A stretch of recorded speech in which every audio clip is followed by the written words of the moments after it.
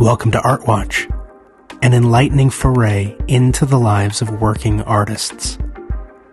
Come on in, step into our studio, and listen to something unique about the artistic development of some of our friends. I'm your host, Elisha. Today's story spans 31 countries across 6 continents, as we tag along with a globe-trotting photographer extraordinaire who has spent her life telling the stories of others. Now we get to listen to her share her own. Please welcome Olivia Blinn. Olivia, welcome to ARTWATCH. Thank you. So tell us about yourself. I would describe myself primarily as a photographer. I am also a graphic designer, although that's a newer addition to my kind of arsenal of skills. I am also kind of my current career trajectory. I'm a humanitarian aid worker, but still do a lot of photography and graphic design alongside of that. And so photography is something that has always just integrated itself into my career and my life and has been a thread, I guess, throughout my entire education and into kind of my life today. How'd you get started? My parents had both kind of been photographers a bit, with like SLRs, film cameras, but nothing major. I mean, we took a lot of road trips and family vacations that are very well documented, which I'm really thankful for now. But it wasn't something that was, vocational for either of them. So in some ways, like they'll even say it was a bit out of the blue that I took on to this like interest in photography, and got my first camera. Yeah, it probably around 10, I'm going to say. And then a few years later in middle school, started saving up all of my babysitting money, and got my first digital camera, which was very exciting, couple $100. And then in high school is when I finally got my first DSLR. So that was, the big springboard, I feel like, to being like, oh, I'm taking this seriously. This is a thing that I'm doing, and I want to learn more and just kind of like explore it. What's your favorite subject when you're shooting? I think my favorite thing to shoot is still just portraiture, and portrait photography. I think people are just beautiful and compelling and wonderful. And so I love getting to take photos of a person that some way really represents who they are or says something about them, or even just is like a beautiful photo of them. I think I've had so many times over the years where I've gotten to show someone a photo, whether it was even like a portraiture session or if it was, something I was doing for another project or this, that, or the other, and to have someone be like, oh, wow, that's an amazing photo of myself. Or normally I don't like how I look in photos, but this is great. That kind of joy they get is so special because I think it's kind of interesting that we never fully see our physical appearances, right? We only ever see reflections or photos or videos or whatever it may be. And so there's something to be said about getting to see another person, and kind of all senses of the word, and then like creating an image that encompasses that and reflects that, and then the excitement that they have, because I think there's a joy in being seen, right? And there's something to be said about that. That's really beautiful. And so that moment to me is just so special. Let's talk about being self-taught. And it sounds like a lot of that has come out of necessity, which I think is pretty much the case for a lot of people who are self-taught artists. What differences can you see between your insight or your skills or abilities being a self-taught artist as compared to those who, have some traditional schooling behind their work? Photography hasn't always come easy because I'm self-taught. I have had to just like figure some things out and Google as much as I could. I didn't know a lot of other photographers when I was young. So I know like a big influence in a lot of ways early in my photography work was my high school art teacher, who I never took a class with, mind you, because I was in all like college classes my junior and senior year.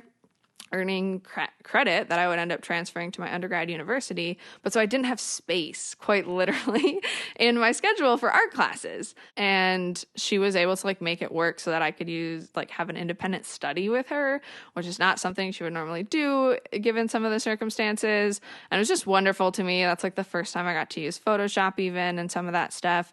I had to be a little scrappier, maybe. Like I had to find people and find resources and ask questions. Whereas I think obviously a classroom is such a wonderful forum to just like allow students to ask questions.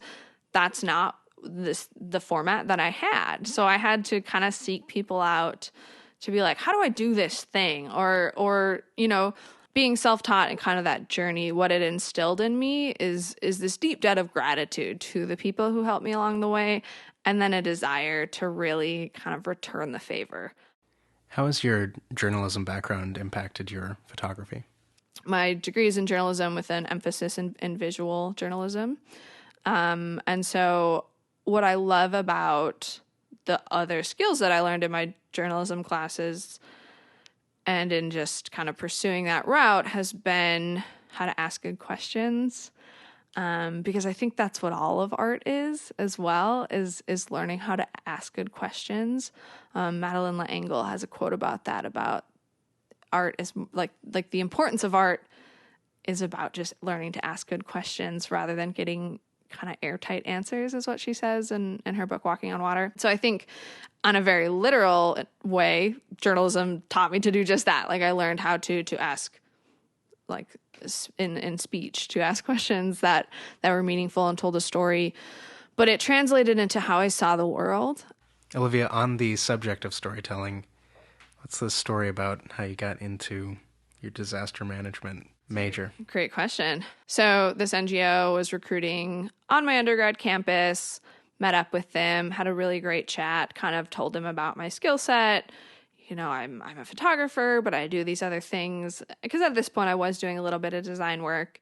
Somewhat on a whim, I decided to apply for the international internship component from the same organization. So the same organization has an international internship for people who have generally just graduated undergrad or with their master's even. And so I submitted for it. And I remember waking up to a text, I think first, and then a phone call from my contact from the previous summer's internship, who'd become a really good friend. And I got on the phone with him and he's like, hey, so do you want to move to Cambodia? And I was like, what? My first time living alone was in this big old apartment in Phnom Penh, Cambodia, 23 years old or whatever. And I'm like, what is happening? And it's the best thing that's ever happened to me, pretty much. And my 4-month internship turned into 6 and turned into 8. And I fell in love with being uncomfortable, with just being in a world that was not mine, but I had like the opportunity to learn from. And I was the guest and was welcomed in the most wonderful and beautiful ways. There was an enormous earthquake in Nepal that had struck west of Kathmandu, the capital. And because our country office was positioned obviously relatively close to Nepal, a lot of my colleagues were getting pulled to do what's called first wave disaster response there. Then Nepal, my boss goes, she is still one of my closest friends and mentors to this day, just one of the best people in the world. And she, within being there a couple of days, was like, are you interested in coming? And I was like, yeah, absolutely. And she's like, all right, expect an email. And so I got an email from the headquarters of the org being like, hey, so you're going to go be the information officer in Nepal. Can you leave in 24 hours? And I was like, I've lived here for 8 months. I own a motorbike that I need to sell. I need to pack up all this stuff. I need to like do this paperwork. And they're like, okay, we can give you more time. You got 48 hours. So I did. So I packed up my life in 48 hours and I moved to a new country and I landed in Nepal with all of my stuff in a country that had just been ripped apart by a 7.8 earthquake.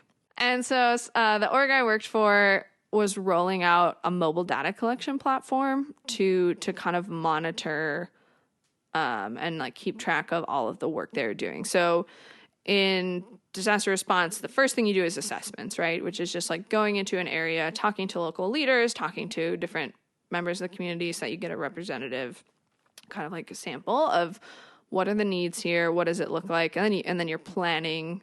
Obviously, that's a very pared back version, but you're planning your response around that. Now, on top of that, the beauty of being a photographer is generally people need photos. And so they would send out photographers from headquarters, but they knew at this point that I was a photographer as well. So they're like, great, why don't you go get some photos too? Why don't you go talk to some beneficiaries? And so I got to just shoot photos in the midst of it, which was wonderful. I was in Nepal for the second earthquake, a 7.3 that happened about 2.5 weeks after the first. But in the midst of that, too, then getting to shoot photos of people receiving just these kind of basic home kits. And one of my favorite photos I've ever taken, actually, was from one of those distributions because they got these cooking kits of, like, metal pots and pans and things. And there was all of these women and children sitting around, and they had gotten them in a cardboard box, and so they were opening them. And this woman got so excited about this giant pot, but because of the way the sun was hitting, she was backlit and her face was in shadow, but she was waving the lid of the pot, and I caught the shot just as she basically used it as a reflector for herself and lit her own face. And she is just like filled with joy, and it's wonderful. This journey that you've been on has had some pretty euphoric highs and some pretty deep lows. What are the most significant moments to you? Yeah, I think 2 projects really come to mind that were and continue to be incredibly significant to me.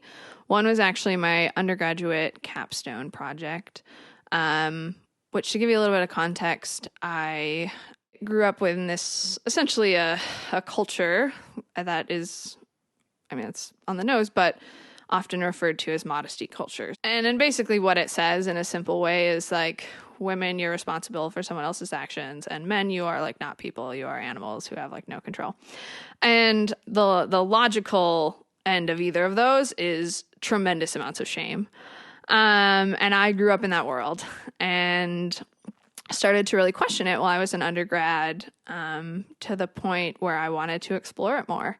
I did this project that became known as the Embodied Project, looking at this intersection of what does specifically kind of the American evangelical church say about these things and how does it impact young people. Another project that has meant a lot to me is a photo project that I did at the very end of my time in Iraq, and then I finished it up in probably the 6 months after I left.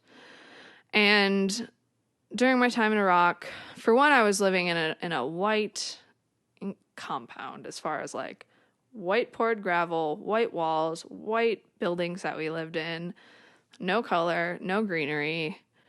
I've never been so deprived of art and aesthetics in my entire life. So toward the end of my time, I knew I just like, okay, I gotta somehow capture this experience, because so many of these things that happen are not my stories. These are stories of the patients that have come through our hospital and stories of my Iraqi colleagues, and those are sacred and they're not mine to share. So I really tried to evaluate, what can I share? What is mine? And so I came up with this project that ended up being titled Beyond the Blast Walls, Stories from Bartella, Iraq, which is the little tiny city just outside of Mosul where our hospital was. And I took a series of objects and things I'd collected over my 6 months in Iraq and photographed them inside one of our bunkers. So we had above ground U-shaped bunkers in the event of an attack. So the series is a photo with just like one single item and then a little story behind it. So you've traveled to 31 countries, done work on 6 continents. What's on the horizon for you? So that's a great question. I am currently working in the U.S., working remotely for an organization that does work in the South Pacific, back in Micronesia. I'm unable to travel to Micronesia given restrictions in the country, travel restrictions. So I'm actually doing currently a lot of design work, so that's fun. Way harder to do photography work remotely. Shocking, I know. I hold my plans very loosely. And so I don't know what's going to come next. There's this Mary Oliver poem that I really love that just says like instructions for living a life, pay attention, tell about it. That's it. Thank you for listening to ARTWATCH. If you enjoyed the show, please consider writing a review on Apple Podcasts, leaving a tip at leaveatip.org, or, if you can, support the production with a small monthly donation. Information on this, links to Olivia Blinn's work, future episodes of this show, as well as the audio and video version, can be found at artwatch.us. A special thanks to this episode's sponsor, the Freeborn County Arts Initiative. Located in the historic Bessison Former Opera Palace in Albert Lea, Minnesota, the FCAI is an arts nonprofit that offers a wide range of programming, from visual arts to virtual open mic nights. Visit them online at www.fcai.us.